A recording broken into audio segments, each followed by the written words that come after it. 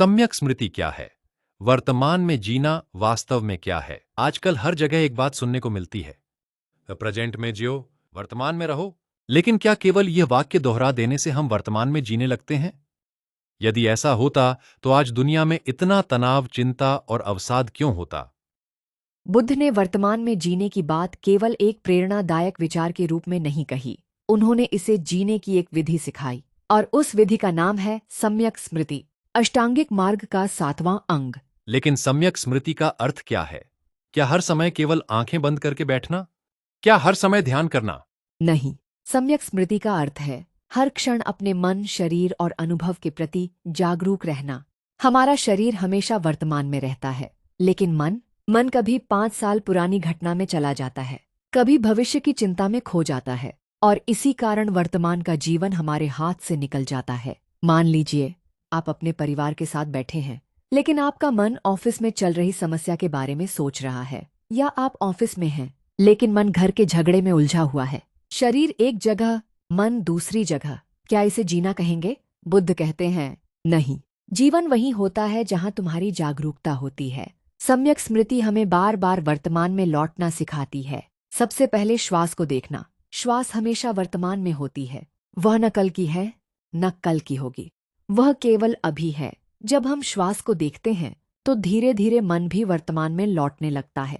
लेकिन बुद्ध यही नहीं रुके। उन्होंने कहा, अपने शरीर को भी देखो।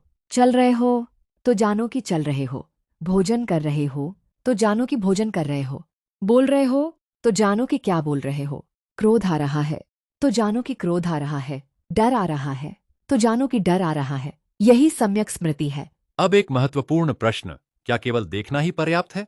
हाँ, क्योंकि देखने से ही परिवर्तन शुरू होता है। मान लीजिए किसी ने आपको अपमानित कर दिया। पहले क्या होता था? तुरंत प्रतिक्रिया, गुस्सा, बहस, पछतावा। लेकिन यदि उसी क्षण जागरूकता आ जाए, अभी मेरे भीतर क्रोध उठ रहा है, तो आपके पास एक नया विकल्प आ जाता है। आप प्रतिक्रिया देने के बजाय समझदारी से उत्तर दे सकते हैं। यही सम्यक स्मृति की शक्ति है। विपश्यना में भी यही अभ्यास होता है। हम अपने शरीर की संवेदनाओं को देखते हैं, मन के विचारों को देखते हैं, भावनाओं को देखते हैं, और समझते हैं सब बदल रहा है।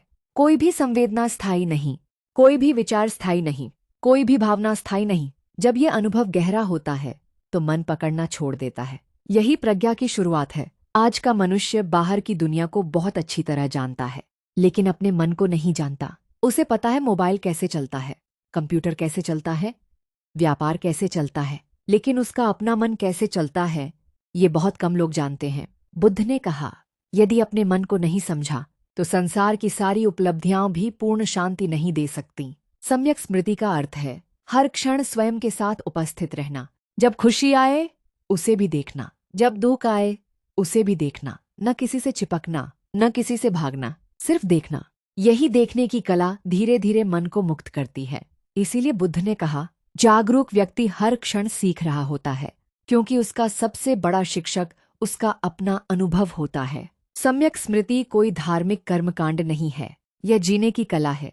यह हमें वर्तमान में लौटाती है, मन को शांत करती है, और धीरे धीरे हमें अपने वास्तविक स्वभाव से परिचित कराती है। अगले भाग में हम सम्यक समाधि को समझेंगे, क्योंकि जागरूकता के बाद मन को स्थिर और गहरा बनाना भी आवश्यक है।